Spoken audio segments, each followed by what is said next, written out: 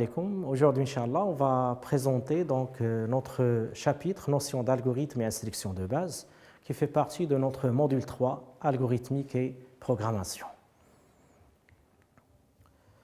Alors, comme introduction, bien sûr, au niveau de l'école, les apprenants, donc, ils utilisent les différentes langues, français, anglais, espagnol, arabe. Actuellement, donc, il y a une autre langue qui est indispensable pour nos apprenants. Donc, c'est la langue de l'ordinateur, c'est les langages de programmation en général. Du coup, ce sont des compétences indispensables, soit dans notre vie professionnelle ou bien personnelle. Donc, du coup, l'intérêt de cette partie de notre cours, notion d'algorithme et instruction de base. Bien sûr, quand on parle d'un ordinateur, c'est une machine qui se compose de deux parties. L'une, elle complète l'autre. La première partie, comme vous avez vu en module 1, c'est la partie matérielle, la partie hard. Dans ce cas, on parle de l'ordinateur, de l'écran, de l'unité centrale, du clavier, de la souris. Et bien sûr, le matériel, le soft, sont la partie logicielle, que vous avez déjà vu en module 2. C'est-à-dire qu'en fin de compte, notre ordinateur il se compose de deux parties qui sont indispensables, la partie matérielle et la partie logicielle. Bien sûr, notre cours, donc, il va entrer dans la partie logicielle. Là, on va apprendre ensemble comment on peut développer des programmes exécutables par la machine. Du coup, donc, notre chapitre, qui appartient au module 3, algorithmique et programmation, est intitulé donc, Notion d'algorithme et instruction de base.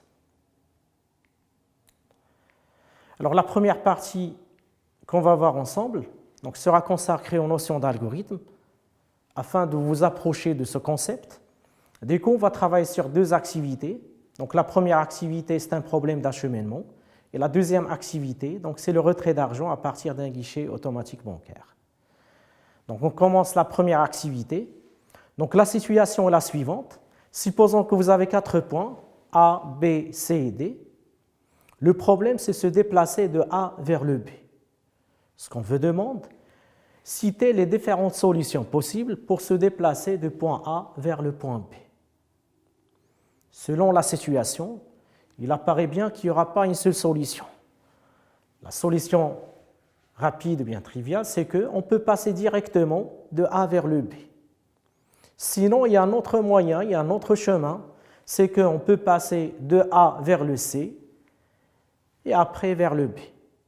Sinon, donc on peut passer de A vers le C, vers le D. Et bien sûr, ça, il y a deux chemins, soit de AD vers le B directement, soit le AC vers D et puis vers le B. En fin de compte, on a combien de problèmes? Donc il y a un seul problème, c'est qu'on aimerait bien se déplacer de A vers le B. Alors ce problème nous a généré 4 solutions pour le moment. Donc on peut passer directement, comme on peut passer par les autres chemins. Du coup, donc on peut dire que si vous avez un problème et vous voulez le résoudre, peut-être que votre problème peut être résolu par plusieurs solutions. La deuxième activité donc, sera consacrée au retrait d'argent à partir d'un GAB, guichet automatique bancaire. Supposons qu'une personne veut faire le retrait d'argent à partir du guichet automatique bancaire, c'est à nous de lui dire quelles sont les étapes qu'il faut suivre afin de satisfaire ce besoin. Bien sûr, si on est devant le GAB, avant de faire quoi que ce soit, donc il faut utiliser votre carte. Du coup, la première opération, c'est introduire la carte. Bien sûr, votre carte, elle contient vos informations concernant votre compte, concernant votre nom, votre solde, etc. Une fois la carte est introduite, donc le guichet automatique, donc il va lire les informations que vous avez mises dedans. Et bien sûr, donc pour sécuriser les données que vous avez sur votre carte, le GAB il va vous demander de taper le code. Bien sûr, à ce niveau-là, lorsqu'on tape le code, soit vous tapez le code correctement, et du coup, vous allez passer à l'étape suivante. Sinon, donc, le système, ou bien le GAB, il va vous demander de retaper le code, et vous avez bien sûr 3 essais. Étape 3, le guichet automatique ne permet pas seulement le retrait. Donc, on peut consulter notre solde, on peut faire le chargement, si vous voulez, de la carte. Donc, du coup, l'étape 3, ça va être choisir le retrait. C'est l'opération qu'on aimerait bien atteindre dès le départ. Une fois que vous faites le choix de retrait, donc l'étape suivante, le GAB il va vous proposer des montants. Alors du coup, on va passer à l'étape, choisir le montant.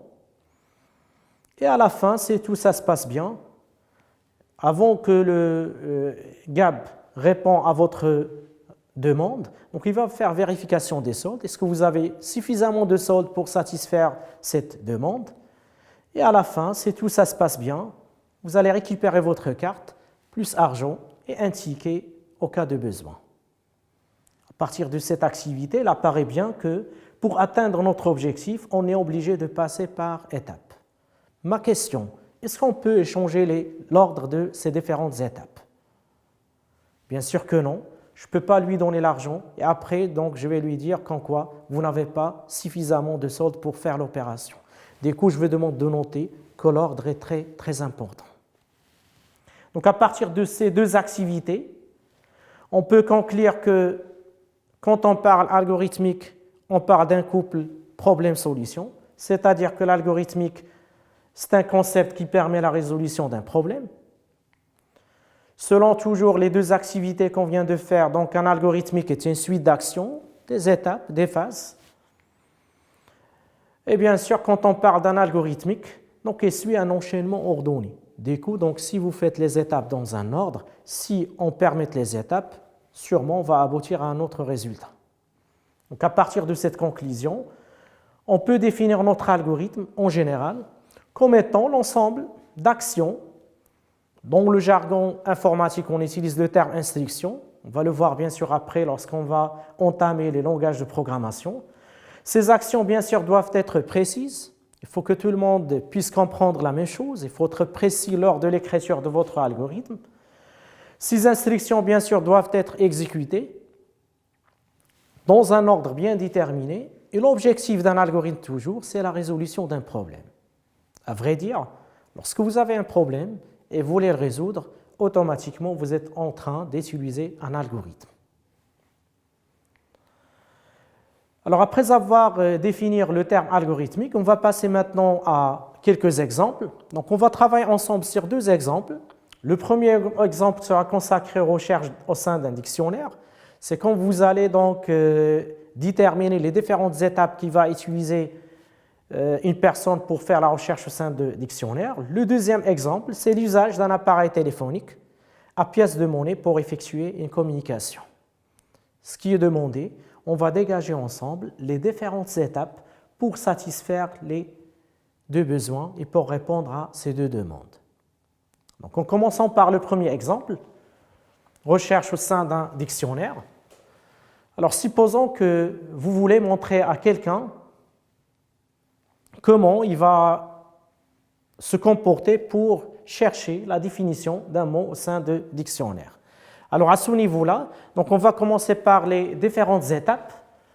Alors, bien sûr, la première étape, les étapes triviales comme quoi ouvrir le dictionnaire, on ne va pas citer à ce niveau, mais plutôt on va commencer par la première étape. Si vous cherchez un mot, automatiquement, vous êtes obligé de déterminer la première lettre. Une fois la première lettre du mot est déterminée, on peut passer à la deuxième étape. Maintenant, vous avez la première lettre. Qu'est-ce que vous allez faire? Vous allez donc la chercher au niveau du dictionnaire. Si vous avez de la chance, vous allez trouver le mot d'un coup. Sinon, donc, il faut passer à l'étape suivante. C'est que vous allez déterminer ou bien reproduire la même procédure de tout à l'heure, déterminer la deuxième lettre et puis donc la situer au niveau de dictionnaire. Vous allez refaire l'opération autant de fois, donc jusqu'à arriver au mot exact. Et bien sûr, si on arrive au mot exact, le résultat abouti à la fin, ça va être la définition de votre mot. C'est-à-dire que ici, vous avez les différentes étapes qui mènent quelqu'un à faire la recherche au sein du dictionnaire. Le deuxième exemple, on va le consacrer à l'usage d'un appareil téléphonique à pièce de monnaie pour effectuer une communication. Bien sûr, donc la première étape, c'est il faut décrocher l'appareil. Une fois l'appareil décroché, il faut noter que notre appareil, donc c'est un appareil téléphonique à pièce de monnaie. Du coup, il ne supporte que des monnaies, des pièces. Alors, pour effectuer votre communication, il faut alimenter l'appareil. Et pour alimenter l'appareil, donc il faut introduire ou bien insérer les pièces nécessaires. Troisième étape, donc il faut composer le numéro désiré. Après, on passe à la communication et bien sûr à la fin, il faut raccrocher l'appareil. Si vous vous rappelez bien, tout à l'heure je vous ai dit au niveau de la définition qu'un algorithme, ses instructions doivent être précises. À ce niveau-là, je reviens avec vous vers la deuxième instruction. Donc j'avais dit insérer des pièces et pas d'argent, puisque si je mets insérer de l'argent, alors l'argent ça peut être des pièces, ça peut être des billets. Alors des coups, ça va être une instruction qui est imprécise. Des coups, je vous recommande toujours lors de l'écriture de votre algorithme de mettre en place des instructions précises qui seront comprises avec la même façon pour tout le monde. Donc après avoir parlé de la définition et après avoir traité deux exemples, donc on va passer maintenant vers les caractéristiques d'un algorithme. Alors pour dégager les caractéristiques d'un algorithme, donc on va travailler sur deux activités. Alors la première activité, il vous montre qu'il y en a 3 personnes. On lui demande de résoudre le même problème. La question, est-ce que ces différentes personnes ils vont proposer la même solution? Pas forcément. Peut-être que le même problème, il est vu avec la première personne, il va proposer une solution, la deuxième, une autre solution, ainsi de suite. Il y a bien sûr une possibilité que tout le monde puisse donner la même solution, mais quand même, il y a la possibilité que chacune de ces différentes personnes peut proposer leur propre solution. Du coup, quand on parle de solution, il y a une touche personnelle. Du coup, donc la solution, il dépend plutôt de la créativité de la personne. Et quand je dis créativité de la personne, c'est sa personnalité, c'est son niveau d'études, c'est sa culture, ainsi de suite. Ce qu'on peut tirer à partir de cette activité, que si on donne le même problème à plusieurs personnes, peut-être qu'on va aboutir à des solutions différentes. Du coup, le même problème peut avoir plusieurs solutions et la solution peut être impactée par la créativité de la personne en général. La deuxième activité, si je me pose la question suivante, un algorithme doit être fini ou bien infini? On revient un petit peu en arrière vers les deux exemples. On a cité les étapes. Il y a un début, puis il y a la fin. Si notre algorithme n'aboutit pas à un résultat, s'il est infini, c'est-à-dire qu'on ne va pas aboutir à un résultat. Et s'il n'aboutit pas à un résultat, c'est-à-dire qu'il n'y a pas de solution. Du coup, donc notre algorithme, parmi ses caractéristiques, doit être fini pour aboutir à un résultat. À partir de ces deux activités, on peut citer les caractéristiques d'un algorithme sous la forme suivante. Donc, la réalisation d'un algorithme est un acte créatif basé sur la logique. Un algorithme doit être fini et bien sûr, il doit se terminer après un nombre fini d'opérations bien d'instructions. Un même problème peut être résolu au moyen de plusieurs algorithmes. Donc ça représente donc les différentes caractéristiques, c'est-à-dire lorsque vous écrivez votre algorithme, donc essayez de l'analyser, essayez de voir est-ce qu'il respecte ces différentes caractéristiques. Donc après avoir parlé de la notion d'algorithme, on passe à une partie très importante autour de l'algorithmique et de la programmation, c'est la notion de données en général. Puisque quand on parle d'algorithme, on va développer donc des instructions. Ces instructions auront besoin des données. À titre d'exemple, tout à l'heure, je vous ai parlé de GAB. Alors, pour utiliser le GAB, vous êtes obligé d'insérer votre carte. Alors, votre carte, elle contient des données, telles que votre nom, votre solde, votre compte bancaire, ainsi de suite. Alors, du coup, la deuxième partie, on va le consacrer à la notion de données. Alors, soit une donnée X, donc on peut le comparer à ce que vous faites en physique, en mathématiques, en sciences naturelles, en sciences d'ingénierie en général, déterminer les différentes caractéristiques de cette donnée. Supposons qu'on est en mathématiques. Donc, il y a une donnée qui s'appelle X, il y a une autre qui s'appelle Y. En physique, on peut parler de la vitesse, on peut parler de la température, on peut parler de la hauteur. Du coup, lorsqu'on parle d'une donnée en général, il faut lui donner un nom. C'est le premier caractéristique d'une donnée. Deuxième des choses, Donc chaque donnée doit avoir une valeur. Quand vous faites en mathématiques x est égal à 1, à ce niveau-là, vous êtes en train d'affecter une valeur à x pour pouvoir l'exploiter et l'utiliser après. En mathématiques toujours, vous travaillez avec les ensembles. Il y a l'ensemble n, z, r. Donc ici c'est pareil, sauf qu'on a d'autres types qu'on va découvrir ensemble. Et bien sûr, une donnée, il peut avoir une valeur qui est fixe. Le cas de pi par exemple, qui est égal à 3,14, comme il peut avoir une valeur qui est variable. Du coup, on peut dire qu'une donnée en général se caractérise par son nom, à partir duquel on peut l'identifier par rapport aux autres variables, par sa valeur, prise lors de l'exécution de l'algorithme, par sa nature, est-ce que cette donnée garde la même valeur, du coup c'est une constante, ou bien change leur valeur au cours de l'algorithme, on parle dans ce cas-là d'une variable, et bien sûr de son type. Bien sûr, nous, au-delà des mathématiques, il n'y a pas que les chiffres, on pilote même les caractères, les booléens qu'on va découvrir tout de suite. Alors on va essayer de découvrir chaque caractéristique, en commençant par le nom, ou bien avant de découvrir les caractéristiques, on va essayer de faire l'activité suivante, puisque après avoir parlé des caractéristiques des données, on aimerait bien savoir quels sont les types de données qu'on peut avoir dans un algorithme. À ce niveau-là, on revient toujours vers le cas de GAB, de guichet automatique bancaire. On aimerait bien déterminer ensemble les données d'entrée, bien ce qu'on appelle input data, et les données de sortie qui représentent les output data. Alors, tout à l'heure, selon l'exemple numéro 2, il apparaît bien que les données d'entrée, c'est votre carte plus votre code. Donc, vous allez introduire votre carte qui contient les données de votre compte et vous allez saisir votre code. Alors, ces données seront lues par votre GAB. Après avoir traité votre opération, il va générer donc des données de sortie. Alors, pour les données de sortie, donc vous allez récupérer votre carte, vous allez récupérer l'argent au cas où vous faites le retrait et puis un reçu au cas de besoin. C'est-à-dire qu'il y a des données qu'on va introduire nous-mêmes à notre algorithme, il y a des données qui seront produites par l'algorithme lui-même. Du coup, il faut séparer entre ce qu'on appelle les données d'entrée et puis les données de sortie. Alors, en général, on peut dire que dans un algorithme, donc une donnée caractérisée par 4 attributs, qui sont, donc il y a le nom d'une donnée, sa valeur, son type et sa nature.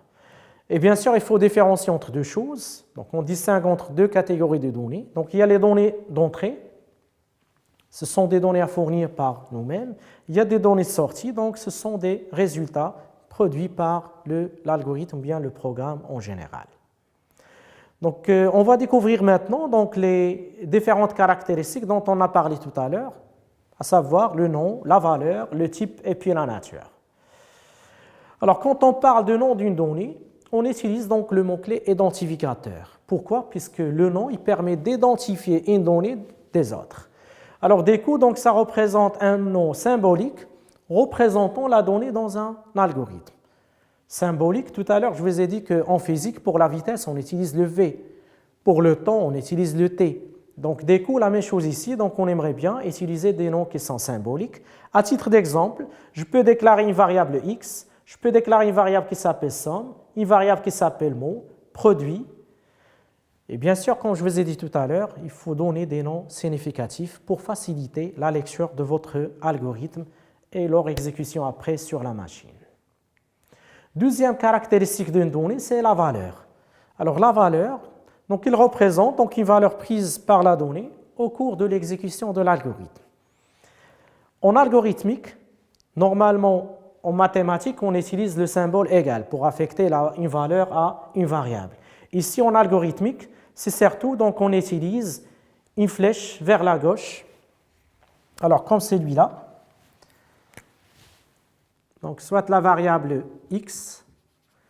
Si vous voulez affecter une valeur à cette variable, donc on procède avec la façon suivante, x reçoit. On va le découvrir après lorsqu'on va parler des instructions de base. L'essentiel, cette valeur, elle est prise par notre algorithme, par la variable au cours de l'algorithme en général. La quatrième, si vous voulez, la troisième caractéristique, c'est le type de donnée. Alors, quand je dis type de données, je prends un exemple très simple. Supposons x appartient à l'ensemble n. Quelles sont les valeurs que peut prendre cette donnée? Alors, bien sûr, ce sont les chiffres naturels, n'est-ce pas, qui commencent de 0, 1, etc. Dès qu'on peut dire que l'ensemble des valeurs que peut prendre une donnée, c'est ça son type. En informatique, en algorithmique, il n'y a pas que les chiffres. On va découvrir sur le tableau suivant, vous avez les entiers, donc c'est l'ensemble Z. Vous avez donc les réels, c'est l'ensemble R. En plus des chiffres, on travaille avec d'autres types. Alors là, le troisième type, c'est les caractères. Alors quand je dis caractères en général, ça peut être soit une lettre, soit un chiffre, soit un symbole. Comme c'est l'exemple suivant, donc je peux avoir le caractère A, je peux avoir le caractère arrobas qui représente un symbole, je peux avoir le caractère cat. Je vous demande de remarquer que par des règles syntaxiques, le caractère sera délimité par simple cote. Il n'y a pas que le caractère. Si on prend par exemple votre adresse mail, donc il est composé de quoi en fait? Normalement, c'est un ensemble de caractères. Du coup, à ce niveau-là, on peut dire qu'après les caractères, on peut parler de chaînes de caractères. Par exemple ici, Maroc 2010, Euro 2016, Atlas, etc. Le dernier type, c'est ce qu'on appelle le booléen. Alors un booléen, c'est une donnée qui peut être soit vraie, soit faux, soit 0, soit 1. Donc on l'utilise souvent dans les langages de programmation pour développer donc des algorithmes ou bien des programmes exécutables par la machine. À vrai dire, donc ça représente les différents types que vous pouvez utiliser pour définir les données de votre algorithme. Donc la dernière caractéristique, c'est la nature d'une donnée. Alors quand on parle de la nature d'une donnée, donc une donnée ça peut être constante, c'est-à-dire il garde la même valeur au cours de l'exécution de l'algorithme, comme le cas de pi qui est égal à 3,14, comme le cas de la force de pesanteur, le G qui est égal à 9,81. Et en algorithmique, pour écrire une constante, on utilise donc le mot-clé const. Deuxième nature, donc si la donnée n'est pas constante, sûrement doit être une variable. Alors une variable, quant à lui, c'est une donnée qui peut changer sa valeur au cours de l'exécution de l'algorithme. Et à ce niveau-là, à la place du mot-clé const que je vous ai dit tout à l'heure, vous allez utiliser le mot-clé var. Mais lorsque vous voulez définir une constante, il faut donner le nom puis la valeur. Lorsque vous voulez définir une variable, il faut donner le nom et juste à côté son type. Donc après avoir parlé de notion de données, on revient vers la définition pour vous dire quel est le rôle de l'algorithme. Selon ce qu'on vient de voir jusqu'à maintenant, c'est la résolution d'un problème. Alors du coup, on va découvrir ensemble quelle est la démarche algorithmique. Si je veux rédiger un algorithme devant un problème que j'aimerais bien résoudre, quelle est la méthode, bien comment je dois se comporter pour résoudre le problème. Alors à ce niveau-là, je vais vous montrer le schéma suivant. Vous avez un problème et qu'est-ce que vous cherchez? Vous cherchez une solution.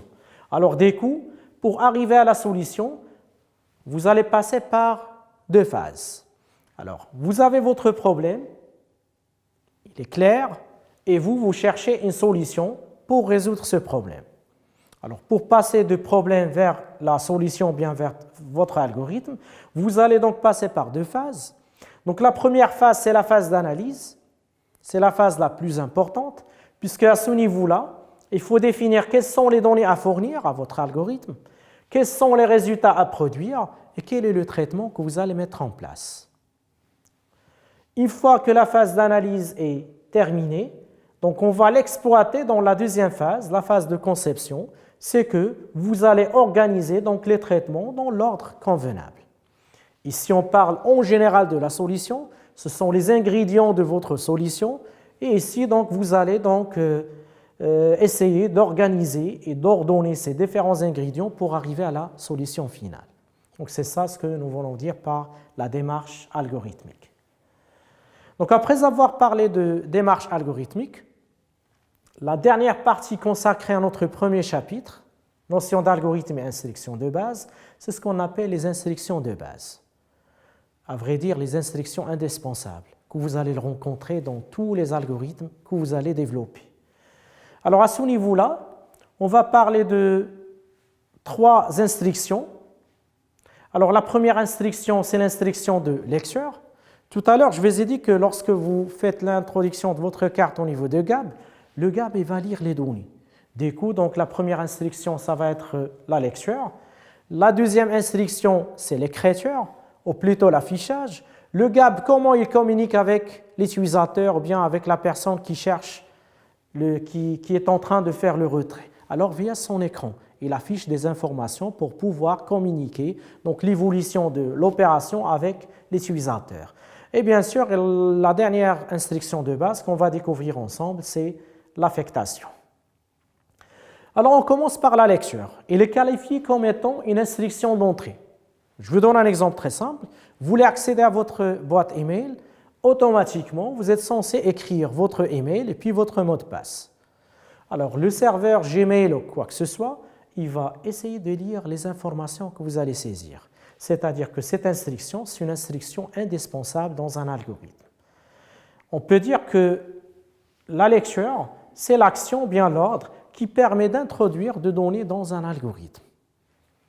Syntaxiquement, pour utiliser cette instruction de lecture, donc on utilise le mot-clé lire. Et entre parenthèses, le nom de variable qu'on aimerait bien lire. Par exemple, ici, donc on peut avoir lire le prix, lire les informations de la carte, lire l'email de l'utilisateur, ainsi de suite. Deuxième instruction, c'est l'instruction de base, bien sûr, c'est l'écriture, bien l'affichage. Il est qualifié comme étant une instruction de sortie. Donc à partir de son nom, il permet de communiquer ce qui se passe au niveau d'algorithme avec l'utilisateur final. Du coup, donc cette instruction, bien cette action, c'est une action qui permet de communiquer le résultat dans un algorithme. Là, syntaxiquement, on utilise tout à l'heure, on a utilisé le mot-clé lire. Maintenant, on va utiliser donc le mot-clé écrire et puis le nom de la donnée. À titre d'exemple, écrire entre parenthèses résultat. On va découvrir un exemple après et vous allez bien comprendre l'impact de ces différentes instructions. Alors après l'écriture et la lecture et puis l'écriture, on passe à la dernière instruction de base, c'est l'affectation. Alors tout à l'heure, je vous ai dit que l'algorithme, donc il doit être développé autour de données. Alors ces données-là, ils ont besoin des informations, bien des valeurs. Alors c'est cette instruction qui va satisfaire cette opération. Du coup, on peut dire que l'affectation générale, donc c'est l'opération qui permet de ranger la valeur d'une expression dans une variable. On va prendre un exemple pour plus de détails. Bien sûr, quand on parle d'expression, c'est une combinaison d'opérateurs et puis d'opérandes. Quand je parle du point de vue arithmétique, les opérateurs, on peut citer l'addition, la soustraction, la multiplication, la division. Et si vous avez l'exemple suivant, quand je vous ai dit tout à l'heure sur le tableau, en algorithmique, on utilise donc le symbole flèche vers la gauche. C'est l'équivalent du symbole égal, comme je vous ai dit tout à l'heure, lorsqu'on a parlé de la valeur d'une donnée. Alors, à titre d'exemple, vous avez ici deux variables, A et B. A, on lui affecte la valeur 3. Le B, on lui affecte la valeur 5. Je peux créer une autre variable, somme. Je lui affecte donc l'opération, bien l'expression A plus B. Alors, mes opérandes, c'est le A et le B. Mon opérateur, c'est l'opérateur plus qui représente l'addition. Du coup, donc, la valeur de ma variable somme, c'est la valeur 8, puisque j'ai pris la valeur de B et de A, qui est le 3 plus 5, qui donne la valeur 8 en général. Donc, c'est ça le rôle de l'affectation. Donc, une application directe de cette instruction de base d'affectation. On revient vers notre cas de tout à l'heure, guichet automatique bancaire. Supposons que l'utilisateur, pour le moment, il dispose du solde qui contient la valeur 5000. Il veut faire le retrait de 1000 dirhams. Bien sûr, avant de satisfaire l'opération, la question qu'il faut poser, est-ce que ce retrait est possible? Il apparaît bien que le solde est suffisamment disponible pour qu'on puisse satisfaire ce besoin. Du coup, le nouveau solde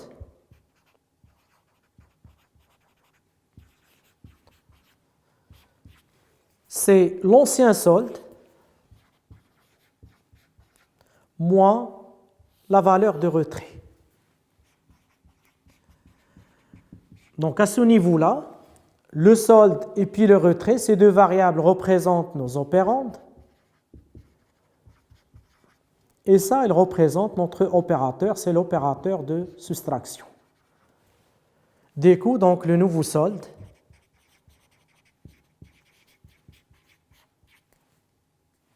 c'est le 5000 moins 1000 dirhams qui donne 4000. Seulement, c'est une application directe de notre instruction d'affectation. Donc, après avoir parlé des instructions de base, on va passer maintenant à la syntaxe générale d'un algorithme. Vous voulez rédiger votre algorithme, quelles sont donc les choses qu'il faut respecter ou bien quelles sont les parties qu'il faut développer. Donc, à ce niveau-là, donc on va parler de la représentation d'un algorithme. Si vous avez un algorithme, il y a deux moyens pour la représenter. Alors, la première, c'est qu'on utilise, si vous voulez, un pseudocode. C'est un code qui se base sur notre langue naturelle, mais avec des syntaxes à respecter. Sinon, donc, on peut le développer avec un organigramme sous forme d'un schéma. Nous, on va s'intéresser pour le moment à notre pseudocode. Alors, un pseudocode en général, ou bien un algorithme en général, doit avoir les parties suivantes. Il faut avoir une partie en tête, qui va donner donc, si vous voulez, une signification à votre algorithme. Une partie déclarative. Votre algorithme, c'est un ensemble de données. Il faut définir toutes les données de votre algorithme. Et bien sûr, une partie corps, c'est là où vous allez faire les traitements nécessaires, plus précisément les différentes étapes qu'il faut suivre pour aboutir au résultat final. Alors, le pseudocode, donc on peut le voir sous la forme suivante. Alors, vous avez l'entête qui est en haut. On écrit le mot algorithme ainsi que le nom de l'algorithme. Bien sûr, il faut utiliser des noms significatifs. Il y a la partie déclarative. On déclare les constantes. Chaque constante avec son nom juste à côté sa valeur. Et chaque variable son nom juste à côté son type. Et le corps doit être entre début et fin. C'est là où vous allez mettre toutes les instructions de votre algorithme. À titre d'exemple, calculer la somme de deux nombres A et B. Alors, si je veux calculer la somme de A et B, on peut donc vous proposer le pseudocode suivant. Donc, l'algorithme s'appelle somme, puisque notre objectif, c'est calculer la somme. J'aurai besoin des variables suivantes. A et B et somme, ce sont des réels. Pour calculer la somme, j'aurai besoin des valeurs de A et de B. Du coup, entre début et fin, je demande à l'utilisateur, donc notre programme, il va lire le A, il va lire le B. Si la valeur de A et la valeur de B sont là, je peux faire la somme. Donc, vous avez l'instruction de base lecture, l'instruction de base affectation. J'affecte la somme de A et B vers la variable somme. Et après, je communique le résultat avec l'utilisateur via l'instruction d'écriture. Donc, pour faire le récap de tout ce travail, on va passer à un exercice. Alors, supposons qu'on aimerait bien donner l'algorithme qui permet de calculer et afficher la surface d'un rectangle. On va essayer d'appliquer ensemble la démarche algorithmique. Il faut rappeler bien que tout à l'heure, je vous ai dit qu'il y a deux phases. Donc, il y a la phase d'analyse, là où vous allez définir les données à fournir, les données à produire, ainsi que le traitement et les formules. Et la phase de, si vous voulez, de conception, c'est là où vous allez organiser et ordonner tous les ingrédients de la phase d'analyse. Alors, on commence par la phase d'analyse. Alors, notre objectif, c'est calculer la surface d'un rectangle. Alors, du coup, on aimerait bien, dans un premier temps, déterminer les données d'entrée, les données de sortie, et puis le traitement, bien la formule à exécuter. On commence par les données. Alors, pour les données d'entrée, il apparaît bien, pour calculer la surface d'un rectangle, j'aurai besoin de la largeur et puis la longueur. Pour les données de sortie, c'est la surface. Alors, deuxième des choses qu'on va déterminer, quel traitement, bien quelle formule on aura besoin pour satisfaire ce besoin. Alors, on va utiliser la formule mathématique suivante, c'est que la surface, c'est la largeur fois la longueur.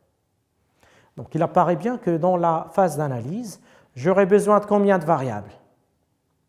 Donc, déjà, vous avez la largeur et vous avez la longueur. Donc, qui va introduire ces données? Donc, normalement, c'est nous-mêmes, c'est l'utilisateur. Une fois que vous aurez la largeur, la longueur, vous aurez une autre variable qui va calculer la surface. Comment il va le calculer? Donc, il va appliquer la formule suivante. Donc, notre pseudocode. Alors, premièrement, notre algorithme, l'entête, ça va être surface. Donc, c'est un nom significatif vis-à-vis donc l'objectif qu'on cherche à mettre en place. Je vous ai dit tout à l'heure qu'on aura besoin de deux variables d'entrée, une variable de sortie. Dès que donc, vous avez la variable largeur, longueur et surface, je vous demande de remarquer que j'ai utilisé des noms significatifs. Ça facilite la lecture de notre algorithme par n'importe qui. La partie corps est délimitée, comme je vous ai dit tout à l'heure, entre début et fin. Pour calculer la surface, j'aurai besoin de la largeur plus la longueur. Alors, dès que je demande à l'utilisateur de saisir la largeur et la longueur, il faut que mon algorithme lie les deux variables. Une fois que vous avez la valeur de la largeur et la longueur, on passe à la formule. Surface, on lui affecte l'instruction d'affectation la largeur fois la longueur. Et bien sûr, en fin de compte, je communique pour l'utilisateur la valeur de la surface. Donc ça représente en grosso modo un exemple d'un pseudocode qui permet la résolution du problème calculer la surface d'un rectangle. Donc je veux remercier et à la prochaine, Inch'Allah. Salam alaikum.